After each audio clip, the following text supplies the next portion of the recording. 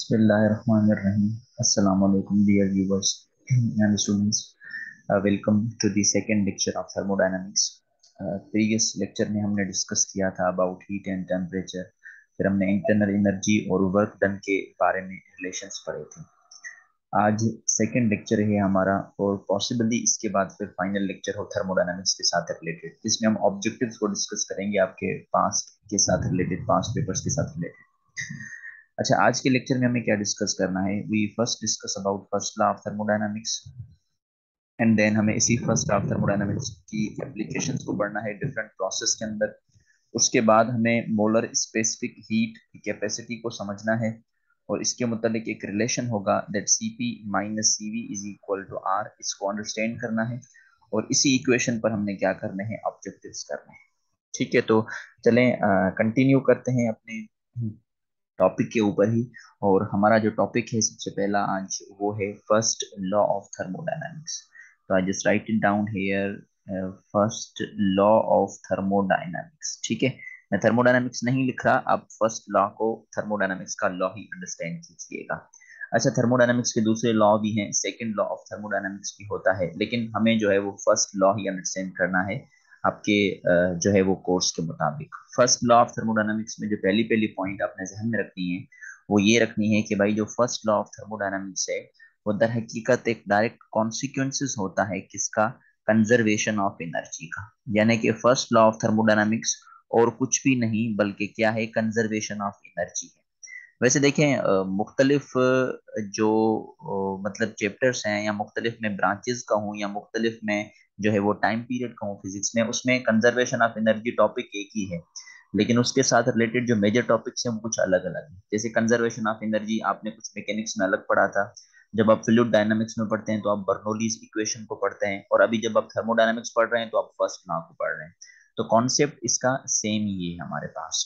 First law of thermodynamics क्या कहता है? फर्स्ट लॉ ऑफ थर्मोडायनामिक्स कहता है कि अगर आपके पास कोई भी एक थर्मोडायनामिक प्रोसेस हो रहा है, ठीक है, उस थर्मोडायनामिक प्रोसेस में आपके पास क्या है, एक सिस्टम है। ये मैंने एक सिस्टम बनाया, ठीक है, इसके अंदर मैं लिख लेता हूँ कि ये हमारे पास एक सिस्टम है और इस सिस्टम में एक थर्मोडायनामिक्स प्रोसेस हो रहा है। और थर्मोडायनामिक प्रोसेस में क्या हो रहा है, थर्मोडायनामिक प्रोसेस में हमने हीट इस सिस्टम को ऐड करके दी है। जब हम हीट सिस्टम को देते हैं, ऐड करते हैं, तो दैट हीट इज पॉजिटिव। उस हीट को हम क्या कंसीडर करते हैं, पॉजिटिव कंसीडर करते हैं। मैं आपको प्रीवियस लेक्चर में समझा चुका हूँ।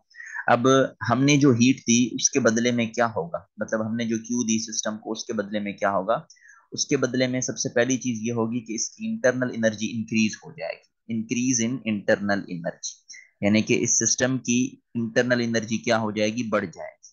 ये जो सिस्टम है ये में भी गैस हो सकती है, ठीक है, इंक्रीज इंटरनल एनर्जी। ठीक है, तो इस सिस्टम की इंटरनल एनर्जी क्या हो गई, इंक्रीज हो गई यानी चेंज हो गई।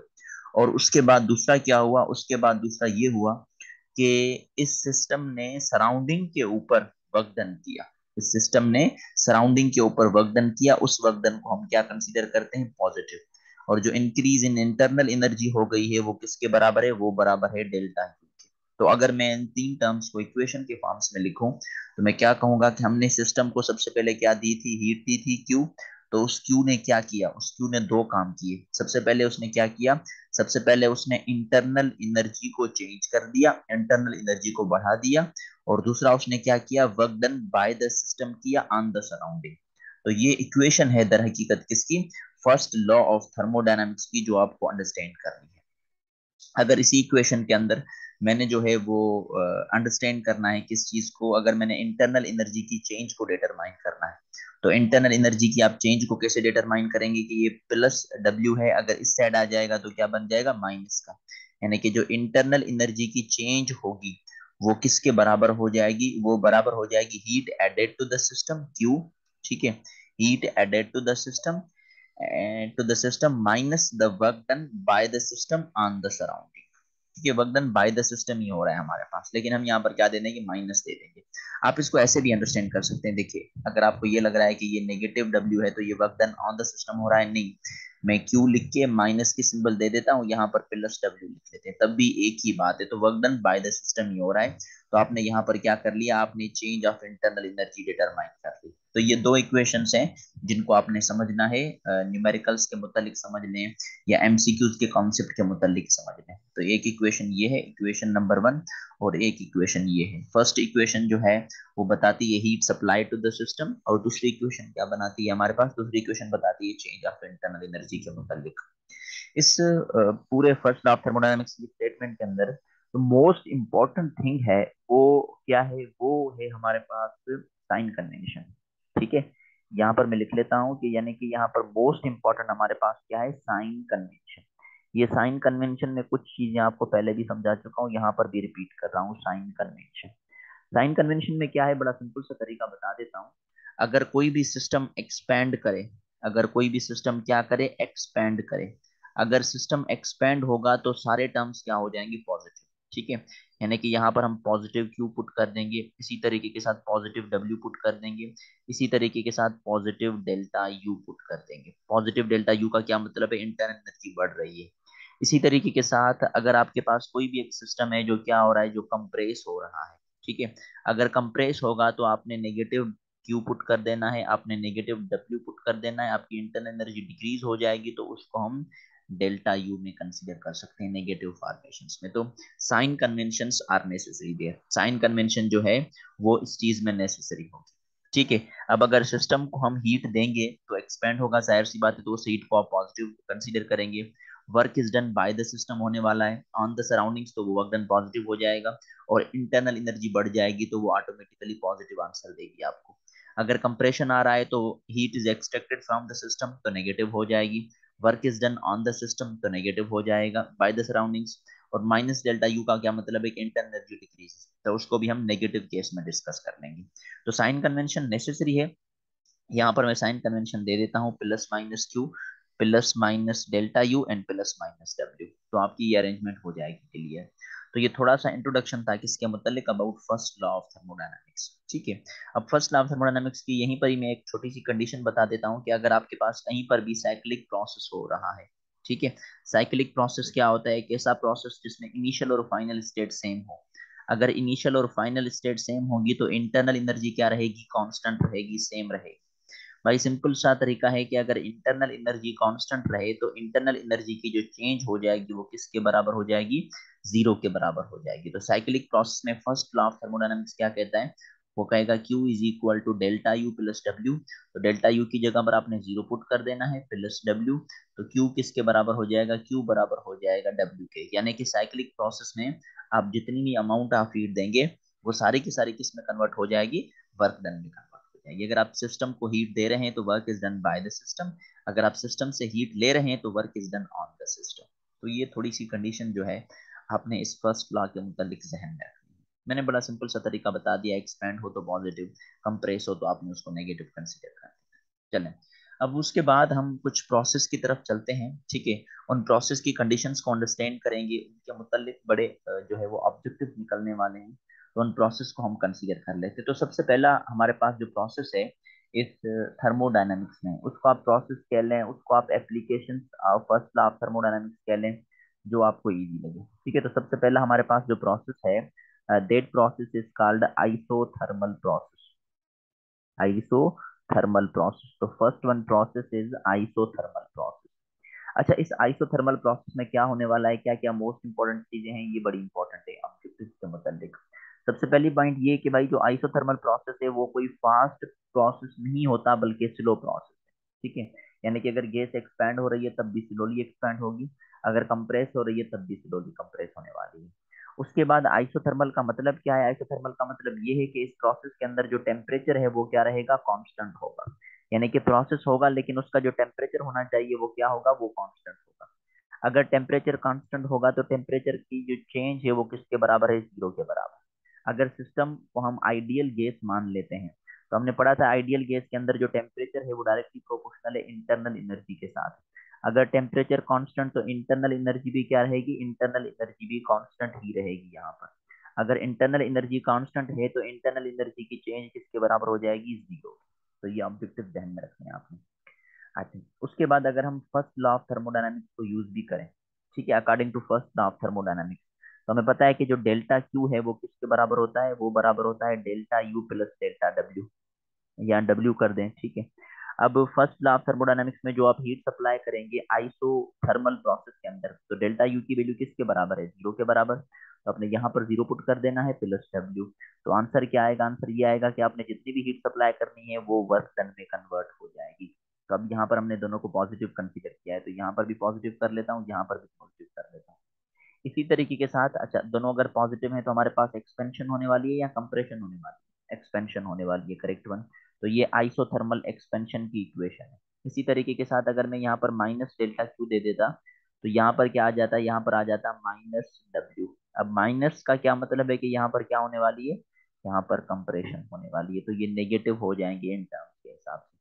आप इस इक्वेशन को फर्दर भी जो है वो तोड़ सकते हैं, कैसे, आप प्लस माइनस क्यू लिख दें, ठीक है। और वर्क डन की इक्वेशन हम पहले पढ़ चुके हैं, पी डेल्टा वी, तो ये दर हकीकत प्लस पी डेल्टा वी के बराबर है।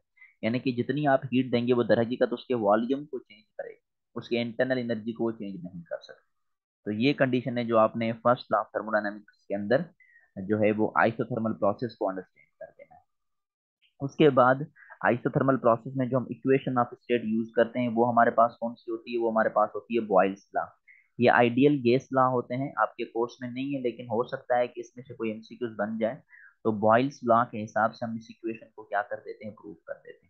बॉयल्स लॉ हमारे पास क्या होती कहता है, बॉयल्स लॉ कहता है कि जो प्रेशर और वॉल्यूम है वो दोनों क्या होते हैं, इनवर्सली प्रोपोर्शनल होते हैं। जबकि हम टेम्परेचर को क्या रखते हैं, जबकि हम टेम्परेचर को कांस्टेंट कर देते हैं, ठीक है। इसकी एक स्टेटमेंट ये है। इसकी दूसरी स्टेटमेंट ये होती है that the product of pressure and volume always remains constant, कि जो प्रोडक्ट होती है प्रेशर और वॉल्यूम की वो हमेशा क्या रहेगी, कांस्टेंट ही रहेगी। क्योंकि अगर एक क्वांटिटी बढ़ेगी दूसरी क्वांटिटी कम हो जाएगी, तो ऑब्वियसली वो चीज क्या रहेगी हमारे पास, कांस्टेंट ही रहेगी। अब अगर इसके ग्राफ को विजुअलाइज किया जाए तो चले मैं इसका ग्राफ बना देता हूँ। यहाँ पर हमारे पास एक वर्टिकल एक्सिस है, हमारे पास एक हॉरिजॉन्टल एक्सिस है। हमने वर्टिकल एक्सिस को एज अ प्रेशर कंसीडर कर लिया और हॉरिजॉन्टल एक्सिस को एज अ वॉल्यूम कंसीडर कर लिया। जब प्रेशर P1 था तो वॉल्यूम हमारे पास V2 था, ठीक है। और जब प्रेशर ऊपर बढ़ गया यानी P2 तो वॉल्यूम कम हो गया विच इज P1। अगर हम इन दो पॉइंट्स को आपस में मिलाएं तो ये पॉइंट जाके V2 के साथ कंबाइन होती है और P2 वाली पॉइंट V1 के साथ कंबाइन होती है।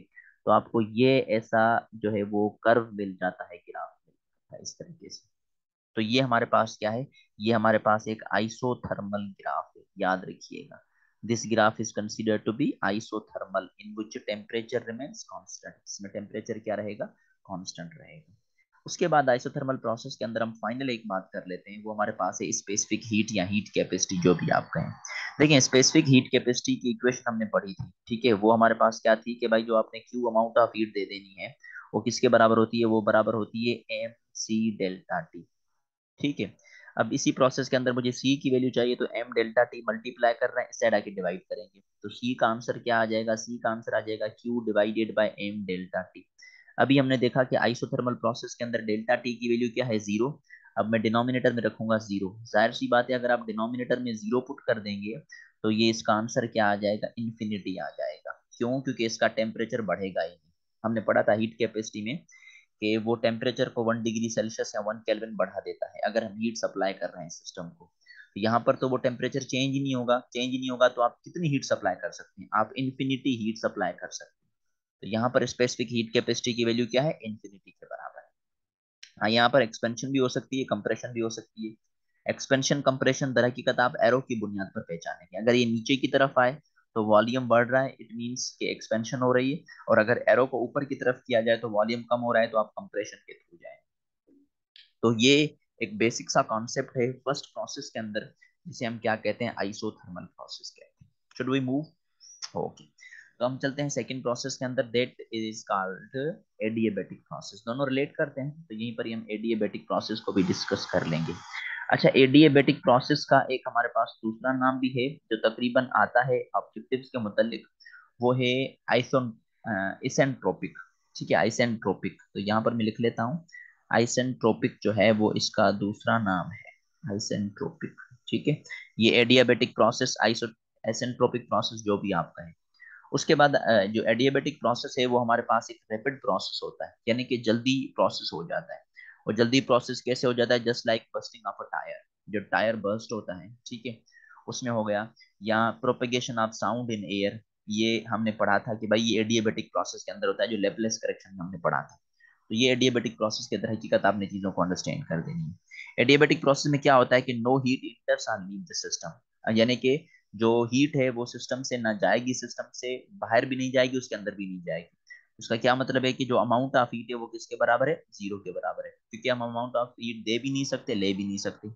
अब अगर Q की वैल्यू जीरो है तो हम first law of thermodynamics use करें तो उसमें हमने क्या पढ़ा था, Q is equal to delta U plus W. अब Q की जगह पर आपने क्या पुट कर देना है, zero is equal to delta U plus W. यहाँ से इसकी दो इक्वेशंस बनेगी। सबसे पहली इक्वेशन ये बनेगी कि अगर डेल्टा डब्ल्यू को इस साइड लेके जाएं तो ये बन जाएगा माइनस डब्ल्यू, डेल्टा डब्ल्यू जो भी आप कह दें, is equal to delta U plus का। एक इक्वेशन ये है। दूसरी इक्वेशन क्या है, दूसरी इक्वेशन ये है कि आप डेल्टा यू को उस साइड लेके जाएं तो वर्क पॉजिटिव हो जाएगा लेकिन माइनस डेल्टा यू हो जाएगा, ठीक है। अब आप वर्क को देखकर पहचानेंगे कि एक्सपेंशन है या कंप्रेशन है। यहाँ पर माइनस वर्क में तो इसका क्या मतलब है कि ये क्या है, ये एडिएबेटिक कंप्रेशन है। और यहाँ पर हमारे पास प्लस पॉजिटिव है तो इसका क्या मतलब है, एडिएबेटिक एक्सपेंशन है। तो एडिएबेटिक कंप्रेशन भी हो गई और एडिएबेटिक एक्सपेंशन भी हो गई। देखें, इसमें इंटरनल एनर्जी पॉजिटिव है, इसका क्या मतलब है कि इसका टेम्परेचर बढ़ेगा, यानी कि इस केस में याद रखिएगा टेम्परेचर राइजेस। यहाँ पर मैं लिख लेता हूँ टी राइजेस।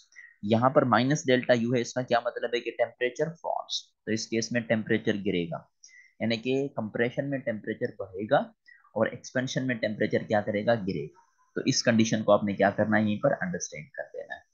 उसके बाद हम जो है इसकी जनरल इक्वेशन की तरफ मूव करते हैं। और इसकी इक्वेशन क्या है, इसकी इक्वेशन ये होती है कि प्रेशर इनटू वॉल्यूम, लेकिन वॉल्यूम के ऊपर हम एक पावर दे देते हैं gamma which is equal to constant, ठीक है। अब ये जो गामा है ये दर हकीकत गैसेस को भी डिसाइड कर देता है और ये समटाइम जो है वो स्लोप को भी डिस्कस कर लेता है कि जो ग्राफ बनेगा उसका स्लोप किस तरीके से बन सकता है, ठीक है। तो वो मैं यहाँ पर एक्सप्लेन करना चाहूंगा कि हमारे पास एक वर्टिकल एक्सिस है और हमारे पास एक हॉरिजेंटल एक्सिस है, ये वॉल्यूम है, ये प्रेशर है, ठीक है। अब प्रेशर और वॉल्यूम के ऊपर जो हमारे पास गामा की पावर है उसका सेंस कैसे आ जाता है कि उसका जो स्लोप है वो स्लोप क्या बन जाता है, वो स्लोप ज्यादा बन जाता है इस केस में, यानी कि इसका स्लोप क्या बन जाएगा, ज्यादा बन जाएगा। इसका स्लोप ज्यादा क्यों बनेगा, क्योंकि यहाँ पर जो गामा की वैल्यू है ना वो क्या होती है, वो ग्रेटर देन वन होती है, ठीक है। तो गामा की वैल्यू जितनी ज्यादा होगी स्लोप उतना ज्यादा होगा, और already gamma is greater then one, gamma greater than one है और ये फास्ट प्रोसेस है तो जल्दी चेंज आ जाएगा उसमें। तो वो जो लाइन बनेगी वो करीब बनेगी किसके, प्रेशर और वॉल्यूम में।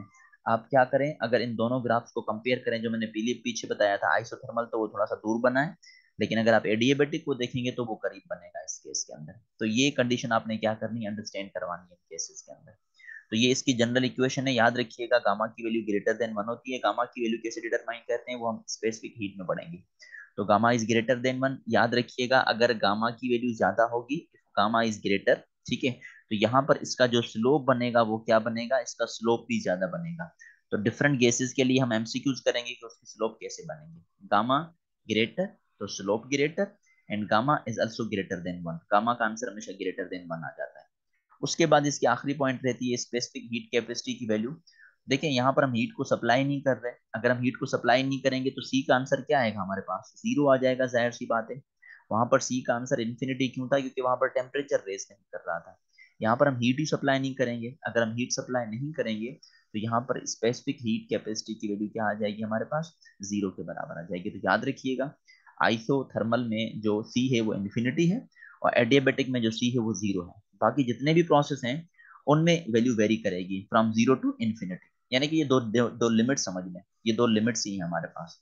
तो ये कंडीशन होती है complete about adiabatic process. Compression भी बता दिया, एक्सपेंशन भी मैंने आपको बता दिया। इसी तरीके के साथ let's move towards the next process, and that process is called isobaric process. Third process की तरफ हम मूव करते हैं और तीसरा प्रोसेस हमें बताया गया आइसोबैरिक प्रोसेस। आइसोबैरिक प्रोसेस एक ऐसा प्रोसेस है जिसमें प्रेशर की वैल्यू क्या होती है, कांस्टेंट, ठीक है। Isobaric process is the one having a pressure constant, जिसका प्रेशर कांस्टेंट हो। अगर प्रेशर कांस्टेंट होगा तो प्रेशर का चेंज क्या आ जाएगा, जीरो के बराबर, ठीक है। उसके बाद अगर हम जो है वो फर्स्ट लॉ ऑफ थर्मोडायनामिक्स की इक्वेशन पुट करें तो फर्स्ट लॉ ऑफ थर्मोडायनामिक्स की इक्वेशन हमारे पास क्या होती है, Q is equal to delta U plus W. देखिए वर्क डन भी होगा, क्यों, क्योंकि प्रेशर कांस्टेंट है, वॉल्यूम कांस्टेंट नहीं है, तो वॉल्यूम तो चेंज होने वाला है इस केस के अंदर। तो हमारे पास जो Q होगा, ठीक है, एट कांस्टेंट प्रेशर के लिए वो किसके बराबर हो जाएगा, वो बराबर हो जाएगा डेल्टा यू, ठीक है। और वर्क डन की इक्वेशन हम किसके बराबर करेंगे, P डेल्टा V के बराबर कर देंगे। तो हमने ये एक इक्वेशन बना दी, heat supplied at constant pressure, जो हम हीट कांस्टेंट प्रेशर पर सप्लाई करेंगे। तो यहाँ पर एक आइडियल गैस लॉ ओबे होता है, और वो गैस लॉ हमारे पास चार्ल्स लॉ है। चार्ल्स लॉ क्या कहता है कि volume is directly proportional to temperature, volume temperature के साथ डायरेक्टली प्रोपोर्शनल है, जबकि हम प्रेशर को क्या रखते हैं, जबकि हम प्रेशर को कांस्टेंट रख देते हैं आइसोबैरिक प्रोसेस के अंदर। देखिए अगर दो चीजें डायरेक्टली प्रोपोर्शनल है ना, तो उनका रेशो कांस्टेंट होता है। तो मैं कहूंगा कि वॉल्यूम डिवाइडेड बाय टेम्परेचर, दोनों की जो डिवीजन है, दोनों का जो रेशो है वो क्या रहेगा, वो रहेगा कांस्टेंट यहाँ पर। ठीक है, और यहाँ पर जो आप हीट सप्लाई करते हैं उसकी कोई ना कोई वैल्यू होगी, तो उसको हम सीपी के साथ कंटिन्यू कर देते हैं, specific heat capacity at constant pressure. उसके बाद अगर आप इसके ग्राफ पर आ जाएंगे, तो इसका ग्राफ मैं यहाँ पर बना देता हूँ। ठीक है, तो ये एक वर्टिकल एक्सिस है हमारे पास, और ये हमारे पास एक हॉरिजेंटल एक्सिस है। वर्टिकल एक्सिस को हमने प्रेशर कंसीडर कर दिया था, हॉरिजेंटल को वॉल्यूम कंसीडर किया। हमने इस प्रोसेस के अंदर प्रेशर को कांस्टेंट रखा था, तो हमें एक हॉरिजेंटल लाइन मिलेगी जिसमें प्रेशर की वैल्यू चेंज नहीं हो सकती। अब अगर एक हॉरिजेंटल लाइन मिलती है तो उसका स्लोप क्या बनता है, जीरो। तो याद रखिएगा आइसोबैरिक प्रोसेस के अंदर, आइसोबैरिक प्रोसेस के अंदर जो स्लोप की वैल्यू होती है delta P divided by delta we, वो किसके बराबर होती है, जीरो के बराबर होती है। स्लोप क्या होता है, टेंजेंट थीटा। तो टेन थीटा क्या होता है, परपेंडिकुलर अपॉन बेस। तो परपेंडिकुलर में प्रेशर है और बेस में वॉल्यूम है, तो ये हमारे पास होता है आइसोबैरिक प्रोसेस। तो ये कंडीशन हुई इन केसेस के अंदर, जो हमने isobaric process at constant pressure पर आके जो है वो डिस्कशन कर ली। उसके बाद फाइनली हम जो है वो लास्ट डिस्कस कर लेते हैं आइसोकोरिक प्रोसेस। ये चौथा प्रोसेस है। ठीक है, फर्स्ट लॉ ऑफ थर्मोडायनामिक्स को लेकर, और आइसोकोरिक प्रोसेस। आइसोकोरिक प्रोसेस का एक और नाम भी है। ठीक है, आइसोकोरिक प्रोसेस समटाइम्स एमसीक्यूज में हो सकता है आइसोकोरिक ना कहे, उस प्रोसेस का दूसरा नाम बता दे, तो बता देता हूँ। वो हमारे पास होता है आइसोमेट्रिक। ठीक है, वो जो एडियाबेटिक था वो था इथेनट्रोपिक, ये है आइसोमेट्रिक। यहाँ पर मैं लिख लेता हूँ कि isochoric is also called isometric. Isochoric को आप आइसोमेट्रिक भी कह सकते हैं। ये कैसा प्रोसेस होता है, जिसमें वॉल्यूम क्या होता है, कांस्टेंट होता है। अगर वॉल्यूम कांस्टेंट होगा तो वॉल्यूम की चेंज क्या होगी, जीरो। अगर वॉल्यूम की चेंज जीरो होगी तो वर्क किसके बराबर होता है, P इंटू डेल्टा वी। आपने डेल्टा वी की जगह पर जीरो पुट कर देना है, तो वर्क का आंसर भी क्या मिलेगा, जीरो के बराबर। तो यहाँ पर दरअसल वर्क जीरो होता है। अब इसी तरीके के साथ अगर हम first law of thermodynamics use करें, तो Q is equal to delta U plus W. ठीक है, तो Q किसके बराबर हो जाएगा, डेल्टा यू के बराबर हो जाएगा, क्योंकि वर्क डन क्या है, जीरो।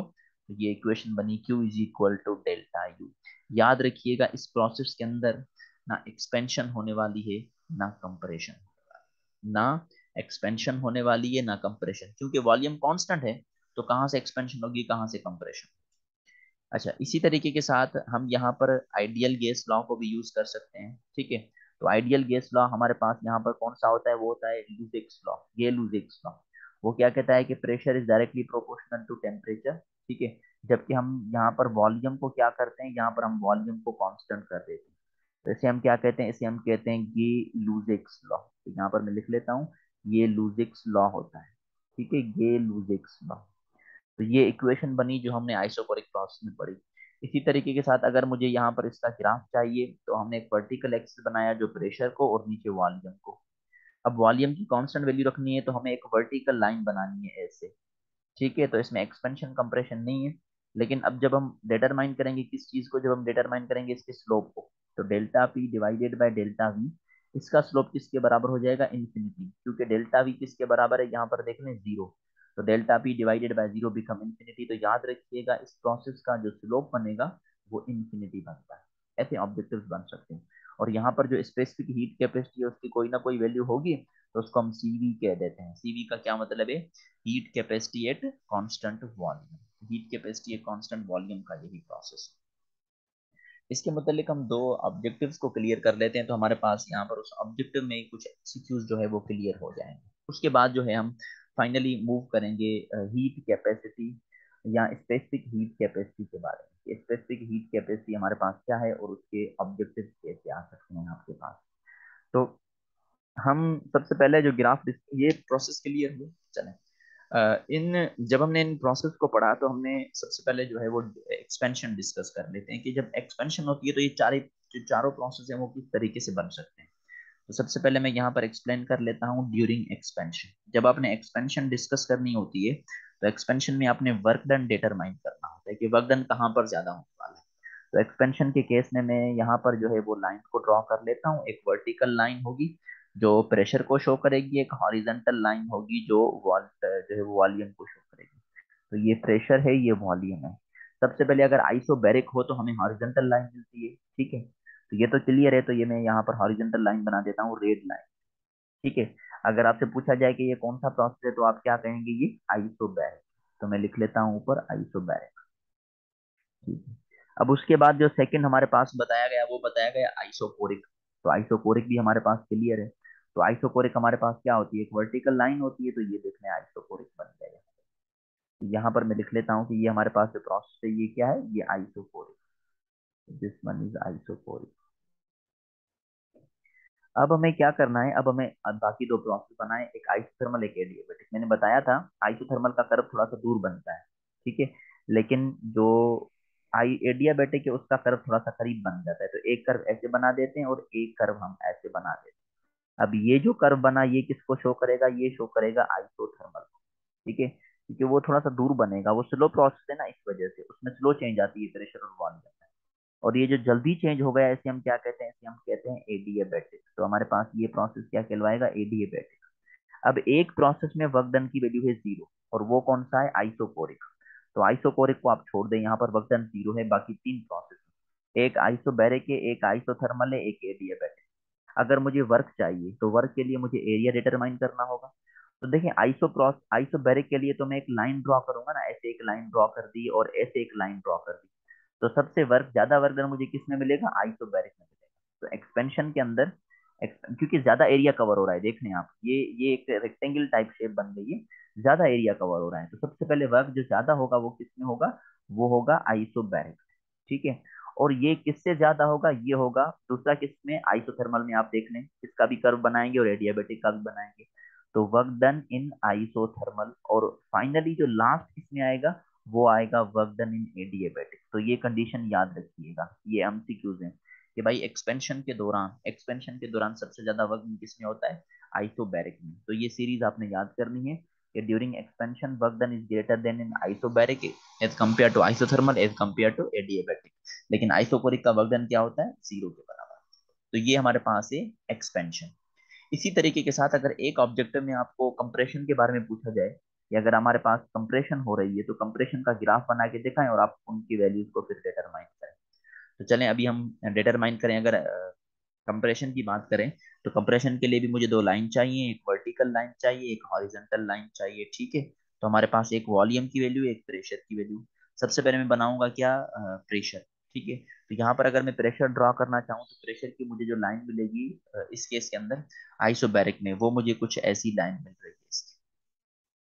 अच्छा, इसको जो है वो एरो इसका उल्टा हो गया, इसको मैं क्लियर कर देता हूँ, एक मिनट, ये चीज। तो इसका एरो जो है दर हकीकत वो कहाँ बनेगा, इस डायरेक्शन में बनेगा। तो ये हमारे पास क्या बना, ये हमारे पास बना आइसोबैरिक।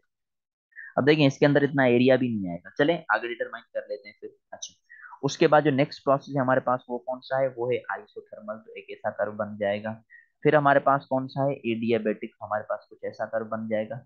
फिर हमारे पास है आइसोकोरिक, एक वर्टिकल लाइन बनेगी। तो हमारे पास ये बना आइसोकोरिक, ठीक है, ये आइसोकोरिक। और ये थोड़ा सा अवे बना है, दूर बना है, तो इसको हम क्या कहेंगे, आइसोथर्मल। इसी तरीके के साथ ये जो ऊपर वाला बना है इसे हम क्या कहेंगे, इसे हम कहेंगे एडियाबेटिक। तो ये चार कर्व हैं। अगेन एक कर्व में तो वर्क डन 0 है, और वो कौन सा है हमारे पास, वो है आइसोकोरिक। तो आइसोकोरिक को आप छोड़ दें, जिसमें वर्क डन की वैल्यू किसके बराबर है, 0 के बराबर। बाकी तीन प्रोसेस बचते हैं, तो तीन प्रोसेस को कंपेयर करें तो सबसे ज्यादा वर्क डन किसमें होगा, जो सबसे ज्यादा दूर गया है। और ज्यादा दूर वाली लाइन कौन सी गई है, एडियाबेटिक गई है। तो work done is greater then adiabatic, ठीक है। किसके कंपैरिजन में, आइसोथर्मल के कंपैरिजन में। और आइसोथर्मल का ज्यादा वर्क डन है किसके कंपैरिजन में, आइसोबैरिक के कंपैरिजन में, यानी उल्टा हो गया सारा काम। तो ये कंडीशन है दर हकीकत जो हम कंप्रेशन में आके डिस्कस करते हैं। तो याद रखिएगा, अगर ऐसा कोई एमसीक्यूज आता है कि भाई एक्सपेंशन में वर्क डन किस में ज्यादा होगा, तो आप कहेंगे आइसोबैरिक में। और अगर कंप्रेशन में कहे तो आप कहेंगे एडियाबैटिक में। ओवरऑल ज्यादा वर्क डन या कम वर्क डन हम डिस्कस नहीं कर सकते, ठीक है। तो ये दो एमसीक्यूज होते हैं, clear, during expansion and during compression. Okay, तो ये रहा फर्स्ट लॉ ऑफ थर्मोडायनामिक्स और उसकी फंडामेंटल एप्लीकेशंस, जो अभी हमने यहाँ पर क्या कर ली, डिस्कस कर ली। उसके बाद हम मूव करते हैं molar specific heat capacity of gases की तरफ, जिसको आप मोलर जो है स्पेसिफिक हीट कैपेसिटी कह दें, लेकिन फिर हमने क्या करना होता है कि वहां पर नंबर ऑफ मोल्स इंट्रोड्यूस करवाने होते हैं, बस यही फर्क है। तो इसको मैं नेक्स्ट पेज पर लेके जा रहा हूँ, ठीक है। अब देखिए हमने प्रीवियसली क्या पढ़ा, हमने कंपैरिजन पढ़ा, एक्सपेंशन पढ़ा, वर्किंग केस में आइसोकोरिक प्रोसेस पढ़ा, isobaric, adiabatic, isothermal, first law of thermodynamics. तो हमने ये 4 से 5 पेजेस को डिस्कस किया, जिसमें हमने इन सारी चीजों को अंडरस्टैंड किया कि दर हकीकत ये सारे कॉन्सेप्ट क्या है। उसके बाद हम डिस्कशन कर लेते हैं molar specific heat capacity of gases. भाई जल्दी से मुझे इसकी डेफिनेशन बता दें कि molar specific heat capacity of gases क्या होती है। करेक्ट वन, जिसमें आप नंबर ऑफ मोल्स कितने कंसीडर करते हैं, 1 मोल कंसीडर करते हैं। तो molar specific heat capacity of gas, ठीक है। तो molar specific heat capacity of gas में क्या होता है कि हम जितनी हीट सप्लाई करते हैं Q, वो किसके बराबर होती है, एन सी डेल्टा टी। तो ये एक फंडामेंटल इक्वेशन समझ लें इन टर्म्स की बुनियाद पर। अब अगर मुझे यहाँ पर सी का आंसर चाहिए, अब अगर मुझे यहाँ पर किसका आंसर चाहिए, सी का आंसर चाहिए, तो सी किसके बराबर हो जाएगा, Q divided by N delta T. ठीक है, तो ये हमने क्लियर कर लिया यहाँ पर सी की वैल्यू को लेके। फिर यही हीट कैपेसिटी कांस्टेंट प्रेशर पर भी होती है, तो कांस्टेंट वॉल्यूम पर भी होती है। अगर हम कांस्टेंट प्रेशर की बात करेंगे तो सीपी कहूंगा मैं इसको, और क्यू की जगह पर हम क्या पुट करेंगे, क्यू की जगह पर हम क्यू पी पुट करेंगे, और डिवाइड करेंगे किसके साथ, एन डेल्टा टी के साथ। देखें क्यूपी का क्या मतलब है, heat applied at constant pressure. तो heat applied at constant pressure की इक्वेशन हम पहले देख चुके हैं, मैं थोड़ा सा इसको रिवाइज कर लेता हूं, देखिएगा अभी। कांस्टेंट प्रेशर पर ये देखें, delta U plus P delta we, तो हम क्या करेंगे, यही इक्वेशन पुट करेंगे, ठीक है। तो मैं यहाँ पर लिख लेता हूँ कि हमें ये मिलेगा डेल्टा यू प्लस डब्ल्यू जो वर्क डन है, वो पी डेल्टा बी के बराबर है, तो उसको डिवाइड करेंगे एन डेल्टा टी के साथ। तो क्यू पी की जगह पर हमने delta U plus W put कर दिया। इसी तरीके के साथ यही molar specific heat capacity constant volume पर भी होती है, जो मैंने आपको आइसोकोरिक में समझाया। ये देख लें, थोड़ा सा रिवाइज करवा लेता हूं मैं, ये देखें सीवी। तो अब यहाँ पर सीवी पे हमें क्या करना है, सिर्फ क्यू की जगह पर वी पुट कर देना है, तो यहाँ पर मैं क्यू वी पुट कर देता हूँ और divided by N delta T. अब हीट जो हम कांस्टेंट वॉल्यूम पर अप्लाई करते हैं वो सारी की सारी किस में कन्वर्ट हो जाती है, इंटरनल एनर्जी में, क्योंकि वर्क डन तो होता ही जीरो है। तो इंटरनल एनर्जी की जगह पर मैं यहाँ पर लिखूंगा delta U divided by N delta T. तो ये फंडामेंटल हमें दो इक्वेशंस मिल गई, किस केस में, सीपी और सीवी के केस में। अब अगर आप इक्वेशन को देख लें एक मर्तबा, कि जो हीट कैपेसिटी आप अप्लाई कर रहे हैं, जो आपने हीट सप्लाई की क्यूपी जिसको आप कह रहे हैं, ठीक है, तो यहाँ पर मैं लिख लेता हूँ क्यूपी। उस क्यूपी को हमने किसके बराबर किया, अभी हमने बराबर किया डेल्टा यू प्लस डब्ल्यू के बराबर। और डेल्टा यू किसके बराबर है, ये देखें, डेल्टा यू हमने पुट किया क्यू वी की जगह पर, तो क्यू पी किसके बराबर है, क्यू पी बराबर है क्यू वी प्लस डब्ल्यू। तो हमें ये एक इक्वेशन मिल गई, ठीक है। तो क्यूपी वो हीट है जो आप कांस्टेंट प्रेशर पर देंगे, और क्यूवी वो हीट है जो आप कांस्टेंट वॉल्यूम पर देंगे। और इन दोनों में जो डिफरेंस होगा वो कितने के बराबर होगा, वो बराबर होगा क्यूपी माइनस क्यूवी। डिफरेंस किसके बराबर होना चाहिए, डिफरेंस बराबर होना चाहिए वर्क डन के। यानी जितनी हीट बचेगी वो किस में कन्वर्ट हो जाएगी, वर्क डन में कन्वर्ट हो जाएगी। इस इक्वेशन से हमें क्या ऑब्जर्व होता है, ये ऑब्जर्व होता है कि QP must be greater than QV. क्यों क्यों ग्रेटर होगी, देखें रीजन है, क्योंकि प्रेशर पर तो दोनों चीजें हो रही हैं, इंटरनल एनर्जी भी चेंज हो रही है, वर्क डन भी हो रहा है। लेकिन वॉल्यूम पर सिर्फ इंटरनल एनर्जी चेंज हो रही है, वर्क डन का कोई किस्सा ही नहीं है। तो इस चीज को हम कहते हैं कि भाई जो स्पेसिफिक हीट कैपेसिटी आप कांस्टेंट प्रेशर पर दे रहे हैं, वो ज्यादा होती है कांस्टेंट वॉल्यूम पर। अब क्यूपी ज्यादा है तो जाहिर सी बात है CP must be greater then CV. जो सीपी है वो ग्रेटर देन होनी चाहिए किससे, सीवी से ग्रेटर देन होनी चाहिए। अब सीपी और सीवी का आपस में एक रिलेशन बनता है, और वो क्या रिलेशन बनता है, that CP minus CV is equal to R. ये किसके बराबर हो जाता है, आर के बराबर हो जाता है, ठीक है। अब यहाँ पर हम सीपी और सीवी के दरमियान में गामा का रिलेशन फाइंड कर लेते हैं। वो गामा का रिलेशन बड़ा इंपॉर्टेंट है समझना, कि हमारे पास गामा का रिलेशन कैसे बनता है।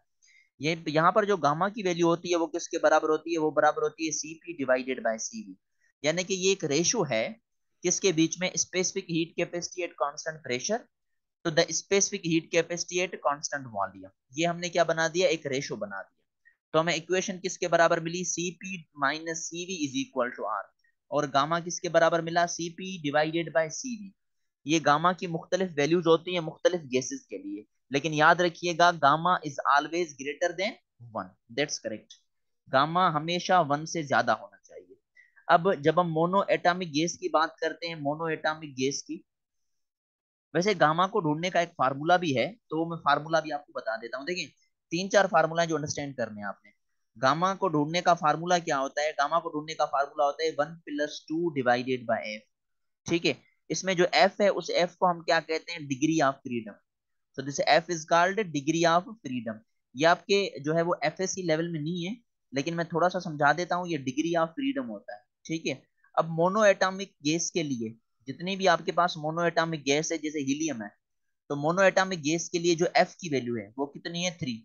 एफ की वैल्यू 3 है, तो आप गामा की वैल्यू निकाल लेंगे। इसी तरीके के साथ जब डाई एटॉमिक गैस है तो एफ की वैल्यू कितनी होती है? एफ की वैल्यू होती है 5।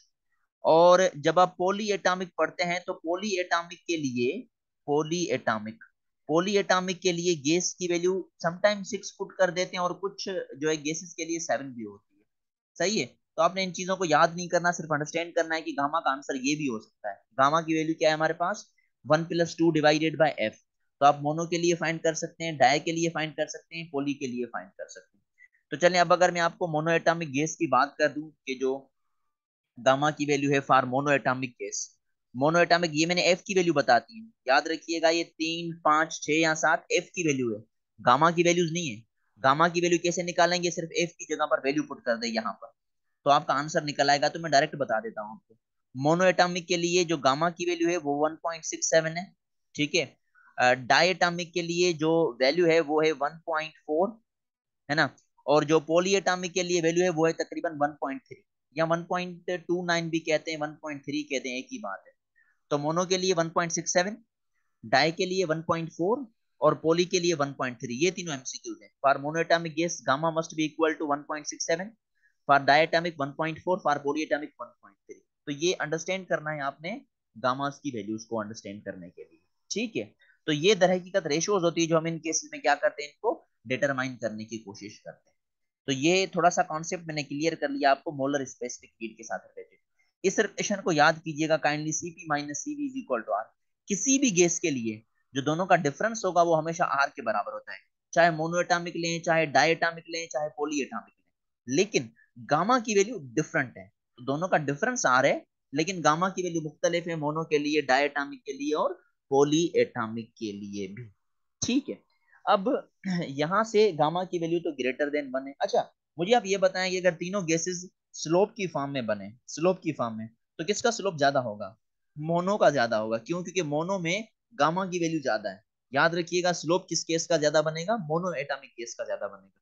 तो जितनी गामा की वैल्यू ज्यादा होती है, उतना स्लोप उसका ज्यादा बनता है इस केसेस के अंदर। तो ये था मोलर स्पेसिफिक हीट के टर्म्स में जो हमने यहाँ पर रिलेशन फाइंड कर लिया।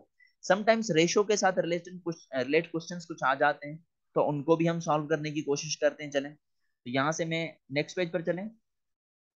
ओके, तो नेक्स्ट पेज पर हम चलते हैं, और नेक्स्ट पेज पर हमने इनका कुछ रिलेशन डिटरमाइन करना है। देखिए, आपको एक एमसीक्यूज दिया गया, उस एमसीक्यूज में आपको कहा गया कि आपके पास जो सीवी है वो किसके बराबर है? वो है 5/2 × R। ये क्वेश्चन दिया गया। ठीक है। तो आपने क्या करना है? आपने गामा की वैल्यू डिटरमाइन करनी है। आपने क्या करना है? गामा की वैल्यू डिटरमाइन करनी है।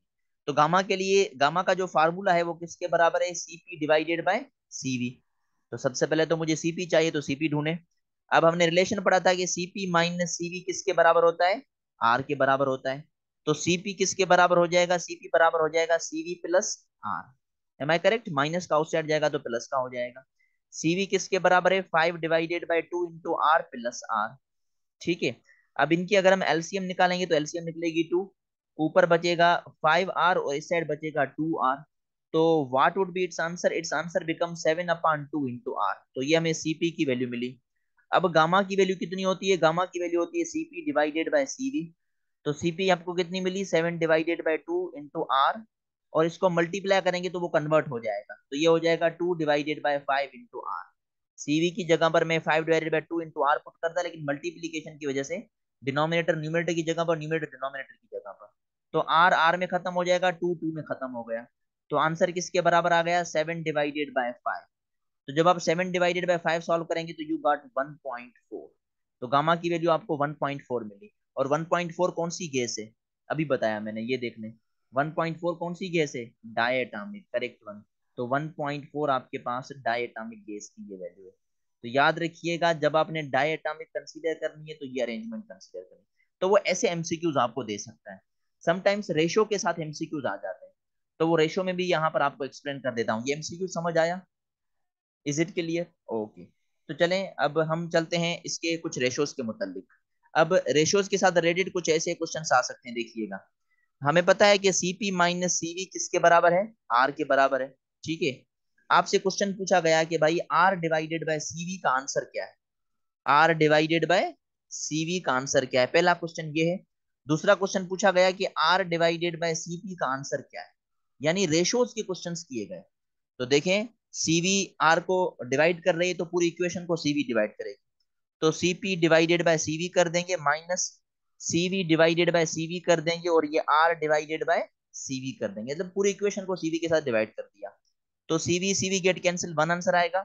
और सीपी माइनस सीवी किसके बराबर है, गामा के बराबर है। तो gamma minus one is equal to are divided by CV, तो ये इसका आंसर है। Gamma minus one is equal to are divided by CV. Question को थोड़ा सा चेंज किया जाए, पूछा जाए सीवी अपान आर किसके बराबर है, तो डिनोमिनेटर न्यूमरेटर में और न्यूमरेटर डिनोमिनेटर में चेंज हो जाएगा, तो वो बराबर होता है 1/गामा-1। ठीक है, अब आर डिवाइडेड बाय सीपी पूछा जाए तो क्या आंसर आएगा, देखें। CP minus CV is equal to R, CP के साथ डिवाइड करते हैं पूरी इक्वेशन को, ये भी सीपी के साथ, ये भी सीपी के साथ, ये भी सीपी के साथ, तो ये दोनों खत्म हो जाएंगे, तो 1 - CV divided by CP, CV divided by CP is equal to are divided by CP. देखें, जो गामा होता है वो किसके बराबर होता है, CP divided by CV, specific heat capacity at constant pressure to the specific heat capacity at constant volume. यहाँ पर है सीवी डिवाइडेड बाय सीपी, देख लें, तो ये हो जाएगा दर हकीकत 1/गामा, तो ये हुआ सीवी डिवाइडेड बाय सीपी। तो इसकी जगह पर 1/गामा लिखेंगे, तो 1 - 1/गामा is equal to are divided by c p. तो ये रेशोज भी एमसीक्यूज में आ सकते हैं, आपने इन रेशोज को भी अंडरस्टैंड कर देना है, उसके बाद ही आप इन सारी चीजों को जो है वो पुट फॉरवर्ड कर सकते हैं। तो ये रहा आज का लेक्चर हमारे पास, molar specific heat capacity of gases के साथ हुआ खत्म, जिसके मुतालिक हमने कुछ रेशोज को पढ़ा, कुछ एमसीक्यूज को पढ़ा। जब तक इसको अंडरस्टैंड नहीं करेंगे तब तक ये बात समझ में नहीं आएगी। तो इसी के साथ ही आज का लेक्चर होता है कंप्लीट। इंशाल्लाह आपसे नेक्स्ट लेक्चर में मुलाकात होगी। नेक्स्ट लेक्चर मेरा होगा ऑब्जेक्टिव्स, जो पास्ट पेपर्स में आ चुके हैं आपके थर्मोडायनामिक्स के। सो तब तक के लिए अल्लाह हाफिज।